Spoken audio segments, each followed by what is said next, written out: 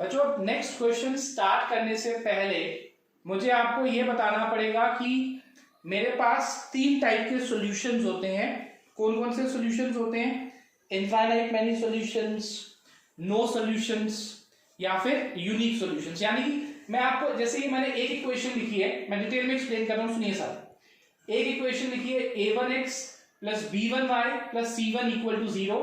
दूसरी इक्वेशन लिखी है a2x plus b2y plus c2 equal to 0। समझिएगा। Case 1, if a1 upon a2 is not equal to b1 upon b2, इसका मतलब होता है कि इन दो इक्वेशंस के जो सॉल्यूशन निकलेंगे वो यूनिक सॉल्यूशन है।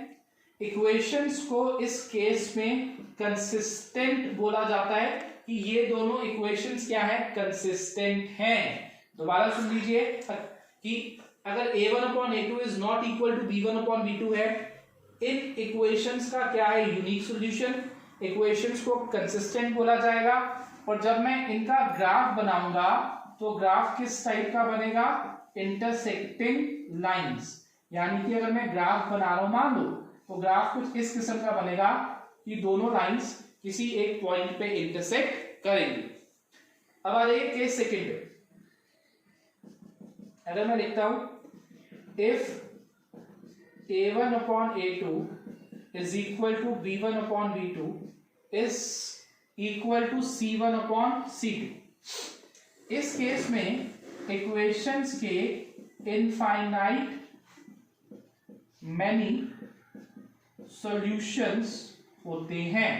इस केस में इक्वेशंस के इनफाइनाइट मैनी सॉल्यूशंस होते हैं। इक्वेशंस को इस केस में भी कंसिस्टेंट बोला जाता है। और जो ग्राफ बनेगा वो बनेगा कोइंसिडेंट लाइंस। कोइंसिडेंट लाइन से मेरा मतलब है कि अगर एक लाइन आई ऐसी तो दूसरी लाइन भी उसके ऊपर ही बनेगी। कोइंसिडेंट लाइंस का मतलब है जैसी एक लाइन आ रही है दूसरी लाइन उसके ऊपर ही बनेगी। और case third, if a1 upon a2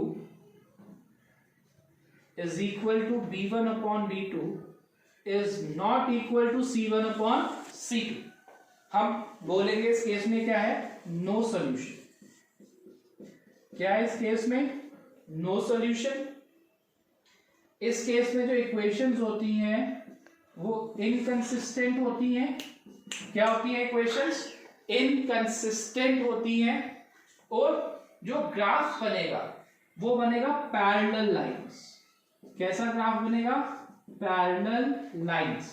अगर मैं ग्राफ बनाने की कोशिश करूंगा तो ग्राफ कुछ इस किस्म का बनेगा कि ग्राफ क्या होगा? Parallel lines. एक और चीज, बड़ी इंपॉर्टेंट चीज, ये जो मैंने कांस्टेंट्स लिखे हैं c1 c2, या तो दोनों के दोनों इज इक्वल टू के उस साइड हो या दोनों के दोनों इज इक्वल टू के इस साइड हो। यानी कि ऐसा नहीं होना चाहिए कि एक इक्वेशन में कांस्टेंट इधर है और दूसरी इक्वेशन में कांस्टेंट इज इक्वल टू के दूसरी साइड है।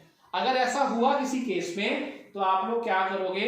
आप लोग दोनों कांस्टेंट्स को या तो इज इक्वल टू के दूसरी साइड कर दो या दोनों को इज इक्वल टू के इस साइड कर दो। ओके बच्चों।